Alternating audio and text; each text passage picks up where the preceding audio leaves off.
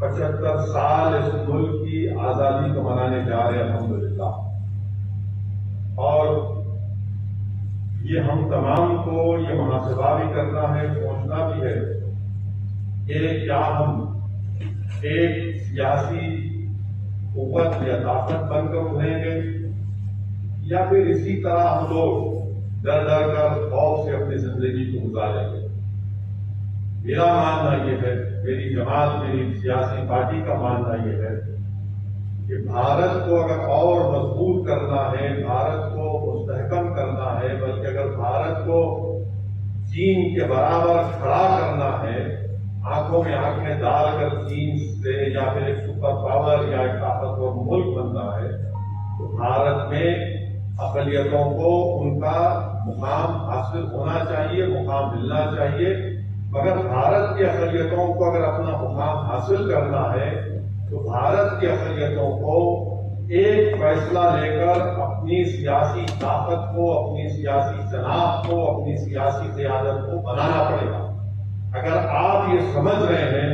کہ میں وہ نام نہاد سیکولرزم کی بھول بھلیوں میں رہ کر کچھ حاصل کر لوں گا، تو یقیناً انفرادی طور پر آپ کو عہدے مل جائیں گے، مگر اجتماعی طور پر مسلم اقلیت کا کوئی فائدہ نہیں ہونے والا۔ یہ کل حقیقت ہے، اس کے کئی تجربے ہو چکے ہیں۔ لوگ بار بار یہ سوال کرتے ہیں کہ آپ کے 3 یا 8 یا 9 جیت جانے سے کیا ہوتا ہے، تو میں یہ پوچھتا ہوں کہ آپ ان لوگوں سے کیوں نہیں سوال کرتے جو بھارت کی کاسٹ ہے، کمیونٹی ہے، ان کے 8-10 بھی جیت کر آتے ہیں تو ان سے کوئی سوال نہیں کرتا ہے۔ سیکولرزم یقیناً ہمارے کانسٹیٹیوشن کا بیسک سٹرکچر کا حصہ ہے اور رہے گا، مگر سیکولرزم کو سمجھنا جو میں سمجھتا ہوں وہ ہے کہ پولیٹیکل سیکولرزم ہے، کانسٹیٹیوشنل سیکولرزم ہے۔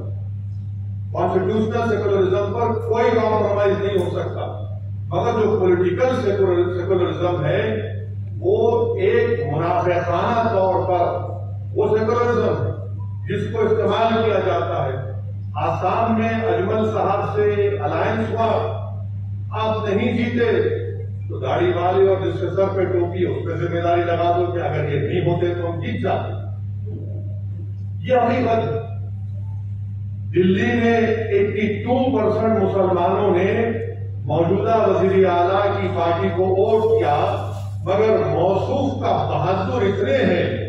کہ جب دلی میں فساد ہو رہا تھا تو وہ گاندھی کی سمادھی پر جا کر اپنے آپ کو گنگا بنا کر بیٹھ گئے۔ یہ حقیقت ہے سیکولرزم کی، پولیٹیکل سیکولرزم کی۔ اسی لیے ہمارا ماننا یہ ہے کہ ہم کو اپنی ایک لیڈرشپ بنانا، اور میں جانتا ہوں